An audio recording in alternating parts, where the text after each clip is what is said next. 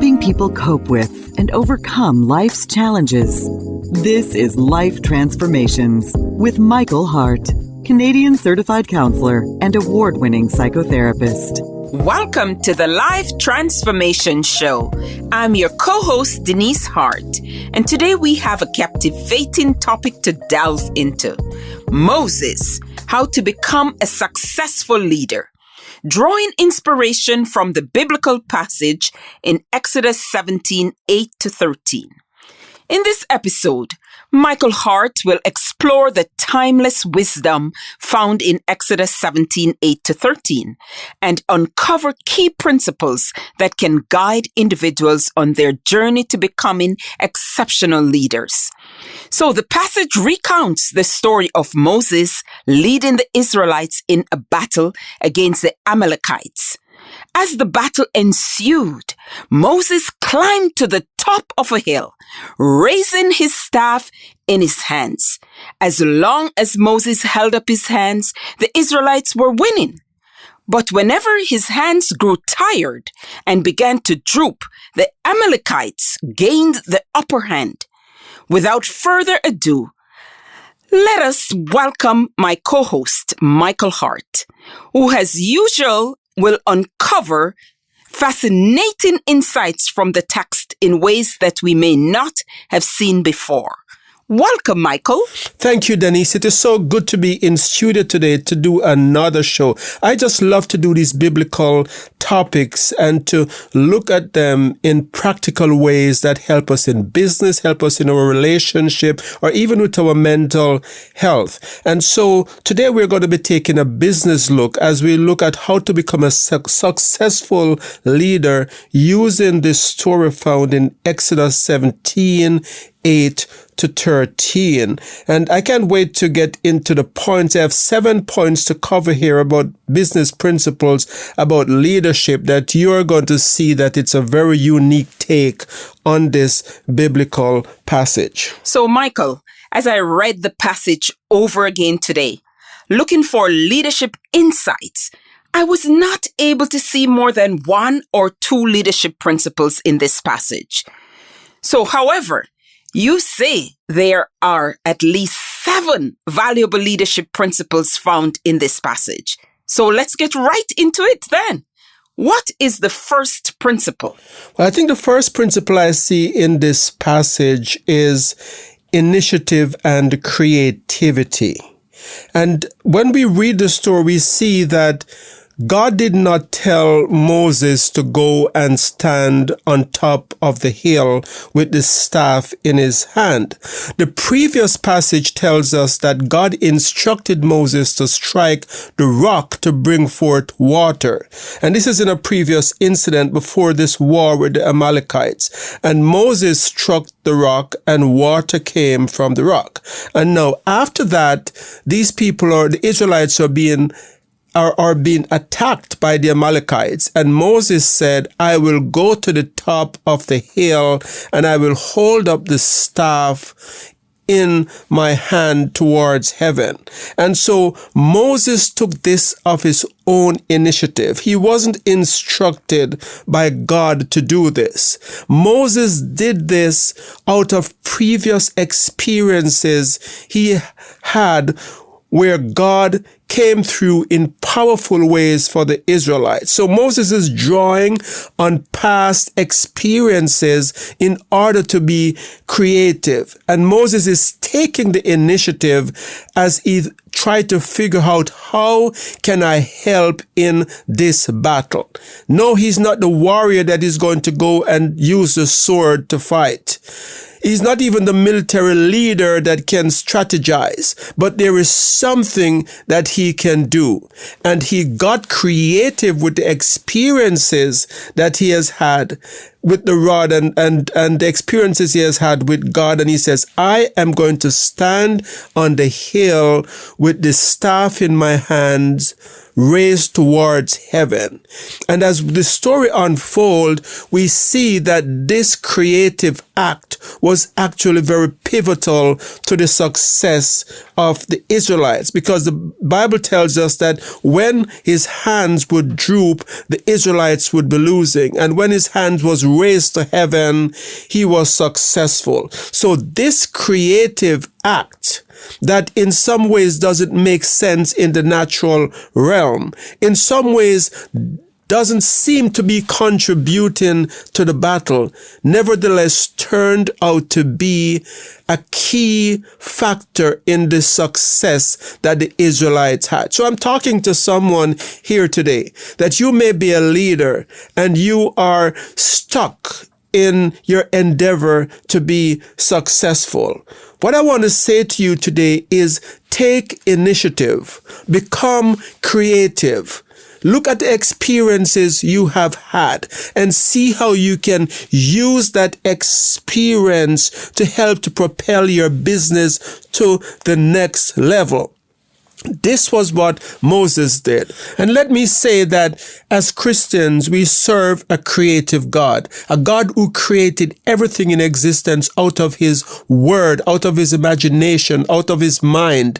And so as Christians, we can tap into that creative power. And let us realize that there is no limit to creativity. There are ideas that is going to turn this world, take this world to the next level in terms of production, in terms of technology that has not been thought about as yet. So don't limit yourself to what you see. There are business principles that are going to shape the future that no one has thought about as yet. So don't feel that there is a limit to creativity. Ask God to help you to use your experiences and the wisdom that you have to come up with creative idea. Don't get stuck in just doing what everyone else is doing around you.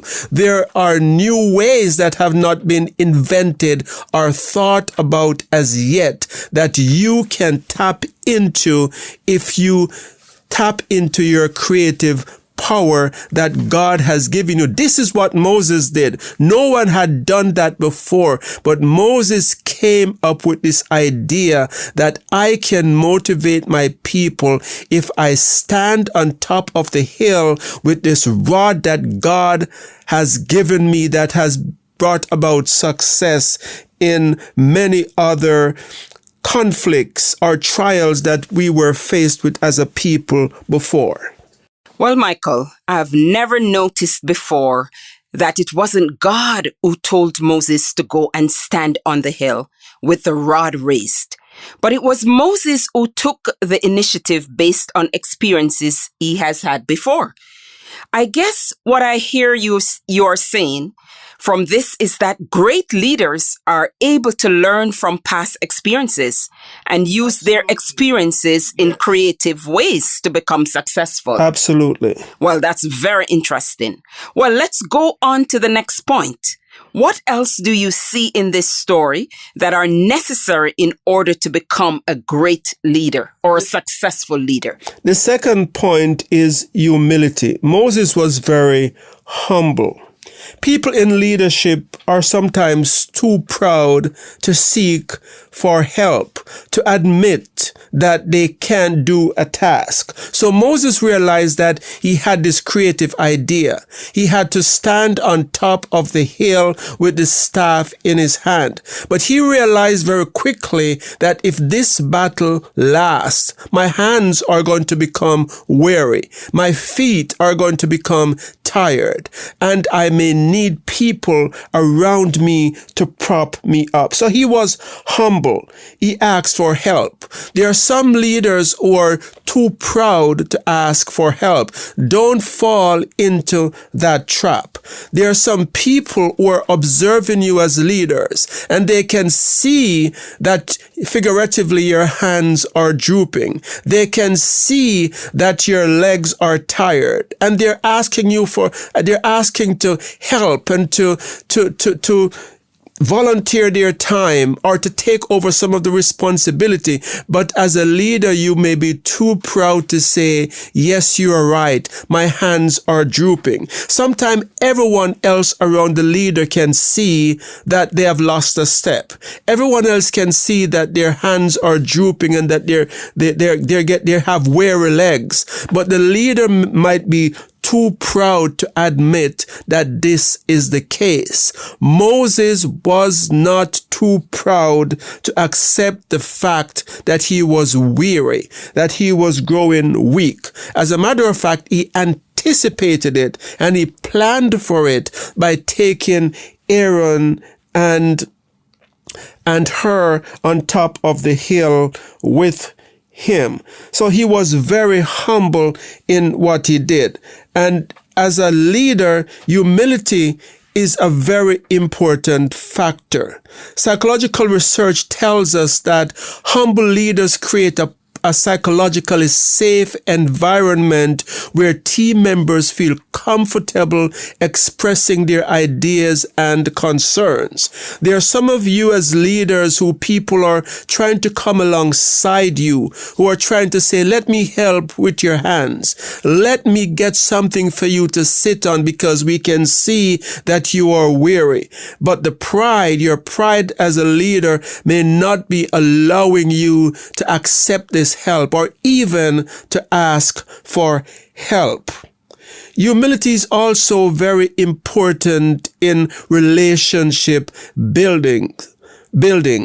Research tells us that when leaders display humility, it promotes a sense of authenticity and sincerity and builds rapport with team member. If you pretend to be the superhero who can do all things and who have no weaknesses, then it's going to make it hard for others to build rapport with you because they cannot identify with that.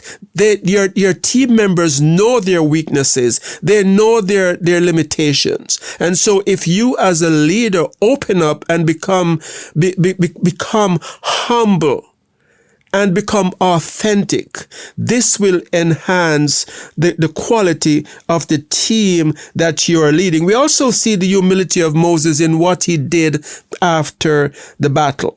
When the battle was finished, Moses could have said, what a great leader I am. Let them build a statue to me in honor of this great victory that happened because I held up my hand. But no, that was not what Moses did. What Moses did is that he created a banner that says, the Lord is our banner. He was not trying to take the success for himself.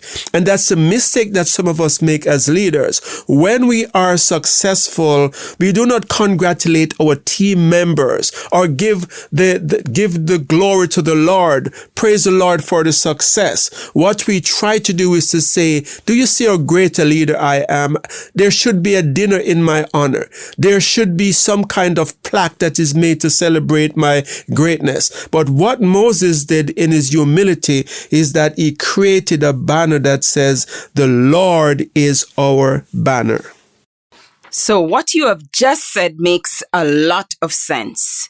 I'm sure the Lord rewards those who are humble and blesses them who are humble.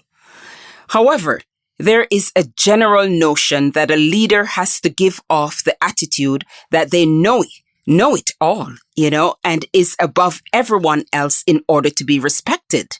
I guess what you have just explained is that humility doesn't have to be seen as a weakness. So one thing I see here in this passage is the social support that Moses had from Aaron and Hur.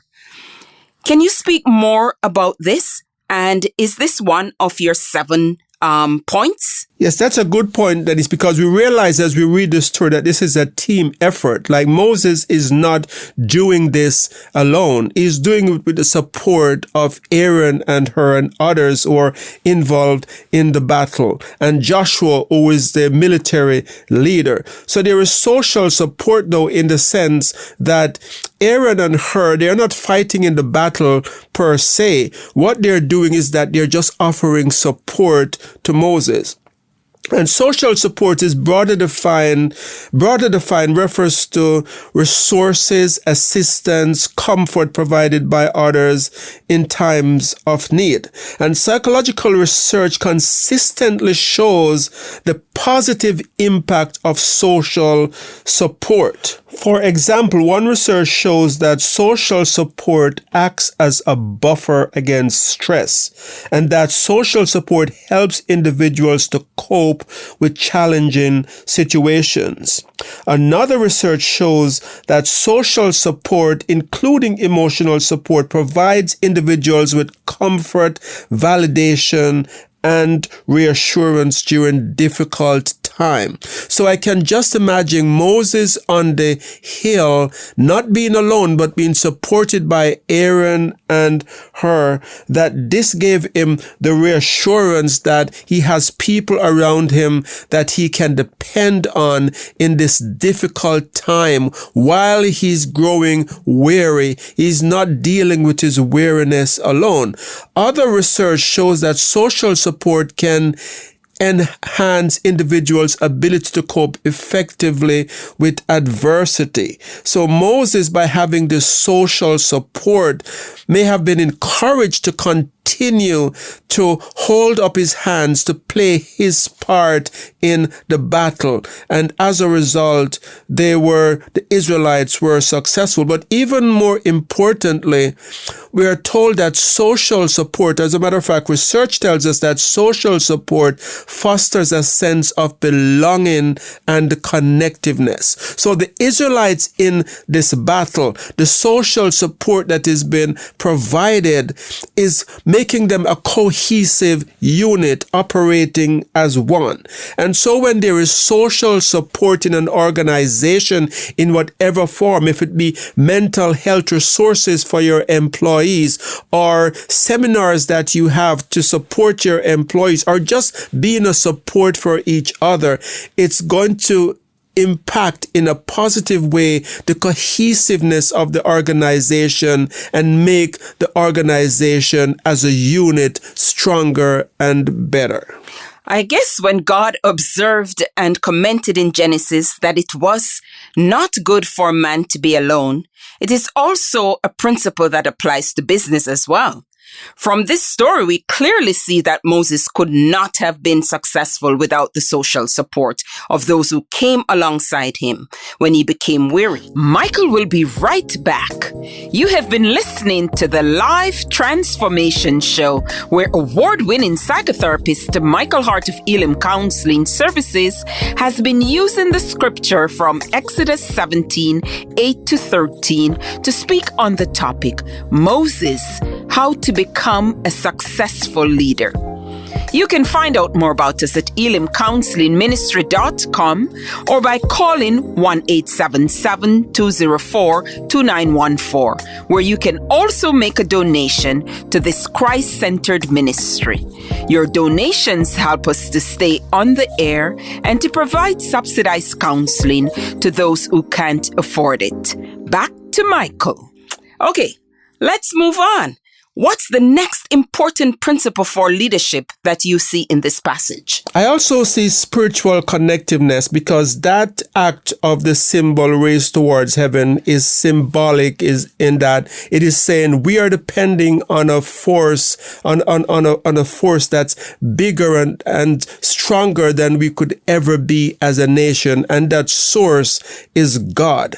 And I think as leaders, if your ability is limited to the natural realm, then you're limiting your potential. I think it's important for businesses to have spiritual connectedness, to realize that you're connected to the creator of the universe, that you're connected to one who is ultimate in wisdom and knowledge. And Moses had this connectiveness with God.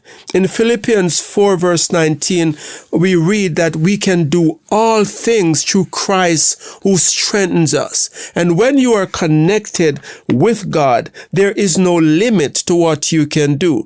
Research tells us that people who have connectedness with God or spiritual connectedness, when they are faced with difficult situations, they continue to have hope and optimism. So the Israelites, despite being faced with an army that was powerful and bigger than themselves, did not lose hope because they had this spiritual connectedness with God. And your organization, when it goes through difficult times, if everyone in that organization, or if you as a leader doesn't have that connection, that spiritual connectedness that you can draw on, you as a leader could fall apart very quickly, and the organization with you. Oh, Michael, in other shows such as The Transforming Power of Faith, you talked about the importance of faith. If you missed that show, I would suggest that you listen to it because it builds on what you have just explained. Okay, what's your next point? The next point is unity and teamwork. And I think this is a very important point for us to cover. Hold on a minute, Michael. Earlier on in this show, you talked about the importance of social support using the example of Aaron and Hur. Now you are using the same example to talk about unity and teamwork. Some of the listeners may be wondering, what's the difference here between these 2 points? Can you explain? That's a very good observation, Dennis, because when we talk about social support, we're talking about something here that's a little different than unity and teamwork. Social support might occur outside of the organization itself. And so I mentioned things like mental health support and seminars for employees and so forth. But when I talk about unity and teamwork, I am zeroing in on more on the people within the organizations themselves, and saying that there need to be this sense of unity and cohesiveness among team members. So there need to be unity and teamwork. And when we talk about teamwork, it's important to realize that you can have teamwork without unity. You can have a team of employees working on the same thing, but competing with each other in such a way that it's not productive. Can you imagine if Aaron and Hur were competing to see who can hold Moses' hand up the highest, or trying to sabotage each other so that one of them would get the praise for holding up his hand? You can just imagine the spectacle that might have been taking place on top of the hill. And sometimes you have spectacles like that happening in organization where there's a lot of teamwork going on, but there is no unity. And so it's important not just to have a team, but to make sure that there is unity within your organization. And I think that Moses, as the leader, is very strategic. He's asking the team members to operate. And we'll talk more in another point, more about some of the strategies that Moses is using. But in this story, we see unity and teamwork. Everyone has a specific task that they're doing. Joshua is fighting the battle. Moses is on top of the hill. Hur and Aaron are holding his hands up. And then you have the warriors who are fighting the Amalekites. And so that to me is an example, a perfect example of unity and teamwork. No one is trying to usurp the other's authority. Research tells us that unity and teamwork is very important. What the research found is that when team members collaborated and shared information effectively, they were more likely to achieve their goals and make better decisions. So unity and teamwork is very important. Ecclesiastic chapter 4 verse 9 to 12 tells us that 2 are better than 1 because they have a good return for their labor.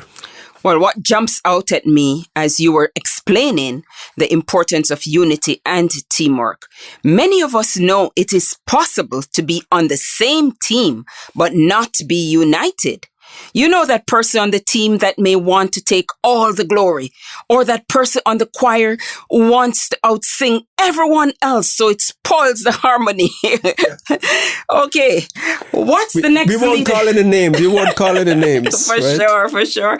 What's the next leadership principle that you see here in this passage? Well, the next leadership principle that I see here is delegation and trust. So we read that Aaron and Hur held Moses' hand up, one on either side. So they both were delegated different sides on which to work. And so we are also told that Joshua overcame the Amalekites' army with the sword. So that to me shows that Moses is delegating different responsibilities to different people within his unit or within his nation. And so it is as a result of this delegation that he was successful.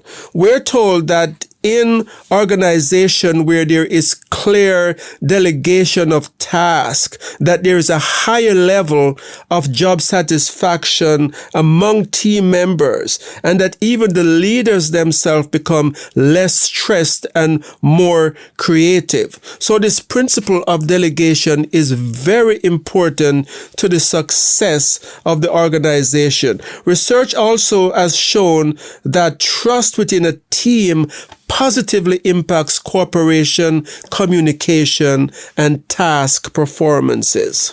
That's so true, Michael. Delegation is a very important aspect in any business, because if you don't, then you might just get burnt out. That's such a common thing that happened today, where leaders tend to take on too much. And as you said, rightfully said, Denise, they burn themselves out. So what's the seventh and final point? The seventh and final point is persistence and perseverance. So we have this picture of Moses on the hill. He's tired and he's weary, but he's still continuing to stand there from morning until evening. We are also told that the battle takes different turns from looking like they're going to be successful to looking like they're going to be defeated, but he continues. The mistake that a lot of us as business leaders make is that when the business take a downturn, we tend to become pessimistic and we give up. But if you're going to be successful, it's very important for you to persevere and for you to be persistent. And I'm not talking about persisting in something that's a foolish idea. I'm talking about something that you know there is value in. You have done your research and you have a good idea that this can be successful. If it doesn't work on the first time, do not give up. Keep trying. So, Michael, is there a modern day example of persistence and perseverance that comes to mind? The one that comes to mind is Colonel Sanders, the founder of Kentucky Fried Chicken. We are told that he was turned down 1,000 times before he got someone who would partner with him with the recipe that he created. And we are told that at times he became so financially destitute that he had to be sleeping in his car while he was being rejected. But today we have a worldwide success of the Kentucky Fried Chicken brand. And to me, that's an idea, that's an example of persistence. Those are awesome tips, Michael, and I hope any listener who are leaders or want to become leaders will get some great points from what we just discussed. Remember, Life Transformation airs every Monday morning at 9:30. If you missed any part of today's show, you can find the episode posted on Elim Counseling Services YouTube channel. Thank you for joining us today on the Life Transformation Show. We appreciate your continued support and look forward to bringing you more uplifting discussions in the future. Until next time, I'm your co-host, Denise Hart. And Michael Hart. Praying together that God would bless you in all your relationships and to keep you sound in mind and pure in heart.